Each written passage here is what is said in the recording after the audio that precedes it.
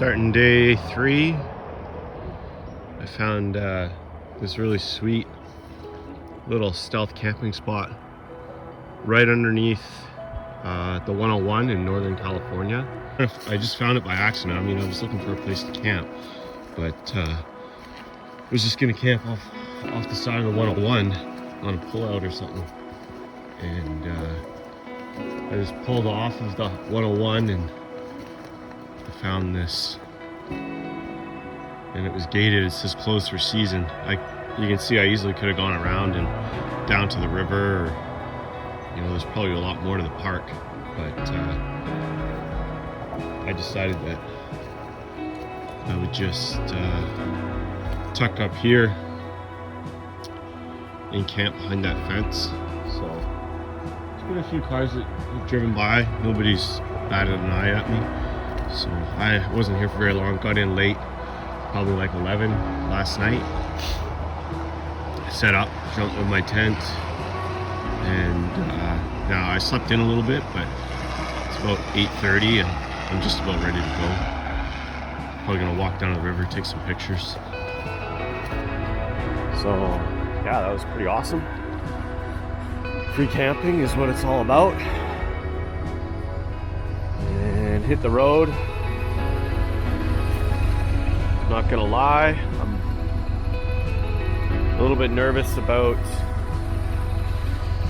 riding through San Francisco and LA today.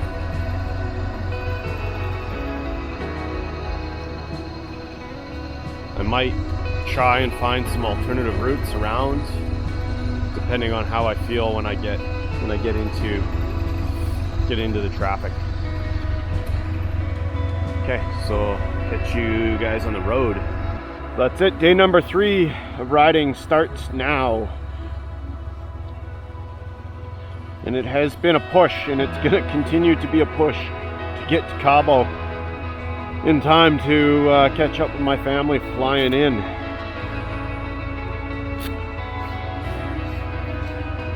I'm picking them up at the airport, and I think we're gonna, well, we might do it Mexican style. I'll pile my wife and daughter on the GS, and then my other daughter's flying in later, so she'll get a solo ride, and then we might rent a car for one of the weeks. Definitely a bit of a late start. I rode, the weather was really good last night, and there was no traffic on the 101, so I felt quite good about riding into the evening. So I rode until about 11 o'clock, and thankfully I found that spot without too much trouble, and it was a super awesome spot. I didn't even realize when I rode in that there was a river, that I'm winding along a river. It just seemed like a pretty good secondary road. I almost set up right here, and that wouldn't have been a bad spot, but I'm not tucked away. Anybody that drives by is gonna see me.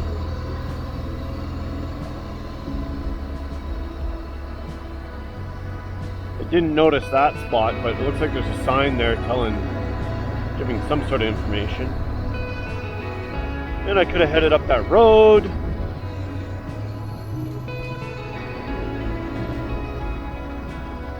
Could have camped in there. Oh, that says no camping. See, I didn't camp where it said no camping.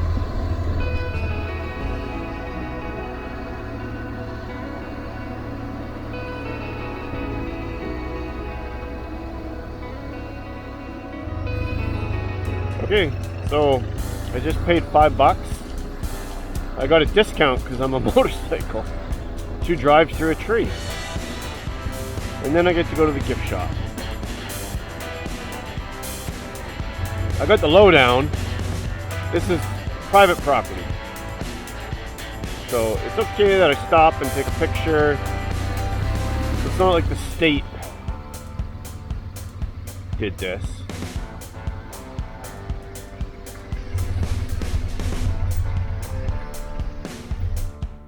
I'm sure they make their money at the gift shop. There's $5 to drive down a road is actually pretty cheap when you consider you have to have somebody sitting there.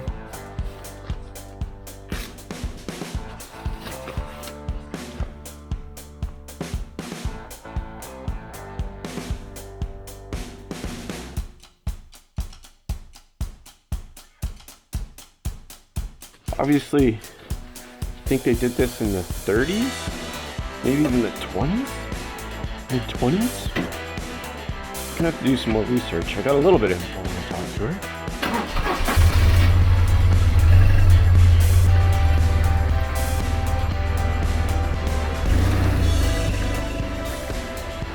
But as a business case,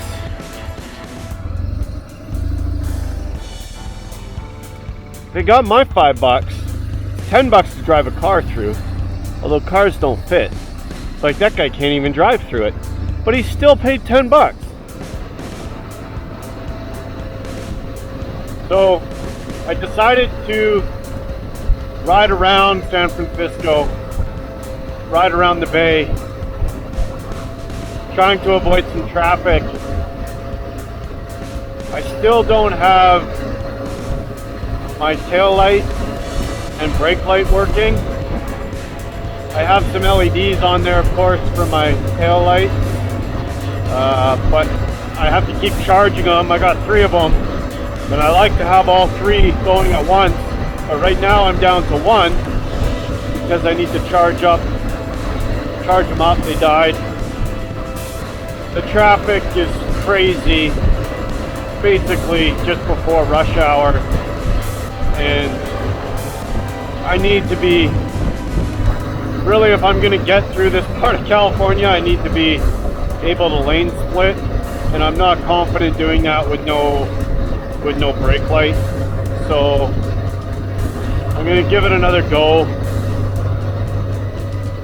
It's almost pointless for me to be riding it right now. It's so slow.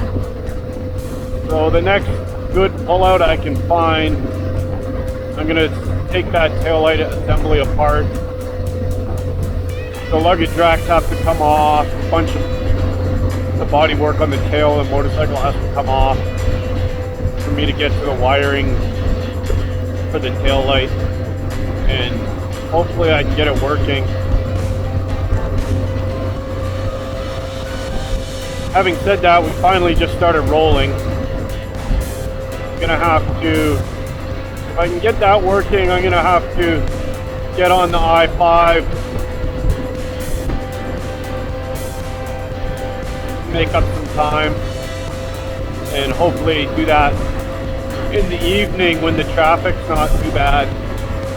That's kind of my thought. Really haven't gotten very far at all today. I don't know how long it's going to take to work on this taillight issue, but it's something that has to be done. When the traffic's moving, I'm okay. I'm okay with my LED light setup. It's actually quite a bit more visible than the tail light that's on the bike,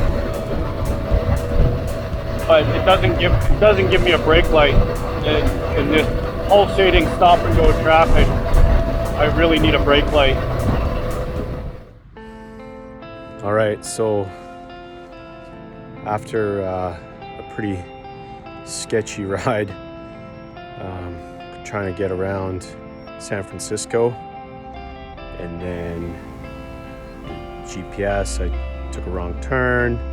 GPS recalculated my route, and this is the first time I've turned on the GPS the whole trip, and it shot me heading. I was trying to get away from major city centers, and the GPS, I had it calculated for Mountain House on an exit, so it recalculated and started to shoot me down to San Jose, which was insane.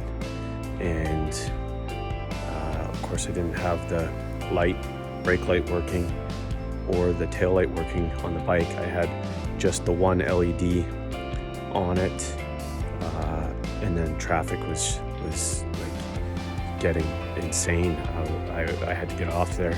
I pulled off once into kind of a sketchy neighborhood, and there was just signs everywhere, no stopping, no parking for any reason. I couldn't find anywhere, no loitering, couldn't find anywhere that I thought I could work on the bike. I didn't know how long it was going to take me. Thankfully, I got back on the highway, got even more sketchy, and I took an exit that got me to up to this beautiful gated community, and they have this little park. So I pulled into this little park and started working on the bike. It only took me a little bit. I had to take all the racks off. I'll show you. So I had to take most of the racks off, which I should have taken them off before I even started the trip because I don't need them. They do offer a little bit of protection for the side of the bike when I tip it over. But yeah, I had to take them off in order to get the taillight unit off. And as you can see, the taillight's on now. And all super simple fix. All that happened was the previous owner installed this silly LED blinking light, taillight system, and he's used these funny little thread-on connectors, which work not too bad on this like 18 gauge wire, but the tail light assembly's got like the part that plugs in. You probably can't see it, but it's got little probably 20 gauge or 22 gauge wire, and it just broke from road vibration or whatever. And unbeknownst to me, I was riding with no lights. So thankfully, a guy in Oregon, as soon as it got dark, he stopped me right away and was like, "Hey, you got no lights, man?" And I was like, "Oh yeah, I know," thinking that he was talking about lights on the trailer, but I had no lights whatsoever, and it's kind of freaked me out for the last day, and I can't. I was like, no matter what, I can't ride in traffic without brake light. So I had my tail lights on. I rigged up really awesome LED setup from the bike shop up the coast there in Oregon, and I'm actually going to keep using those on the trailer and one on my top case. But now I'm going to have my tail light going and my funky blinking brake light that's super bright, so I'm going to feel much better, and it shouldn't take me that long to put this back together and get on the road. And I'm hoping I can now make up some time, get on the I-5 when it's not as busy, and ride through the evening here to get down towards, it's still a long ways to go. I'm just outside of San Jose right now, and I want to be able to cross the border tomorrow midday or so to get into Mexicali. So yeah, feeling pretty good now that I got this sorted out.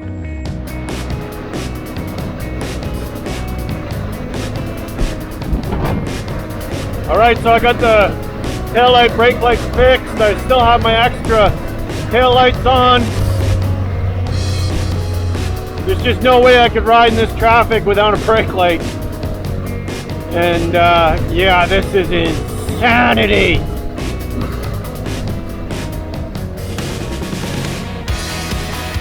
Feel much better now that that's fixed, obviously, but I also had a snack and took a break, something to eat.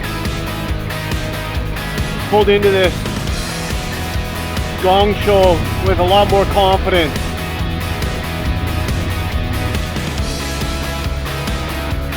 And it's still hairy.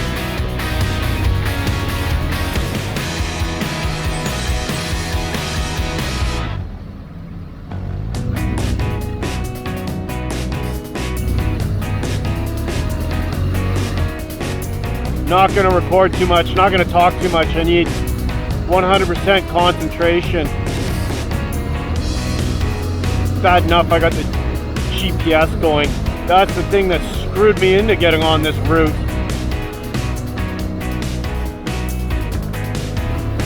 It recalculated. I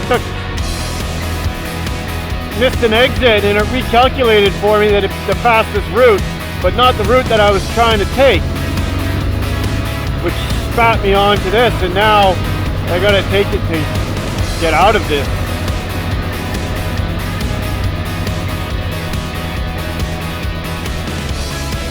It was also slightly earlier in the day too, so traffic was just starting to pick up, and then all of a sudden I took a wrong turn and turned right into it.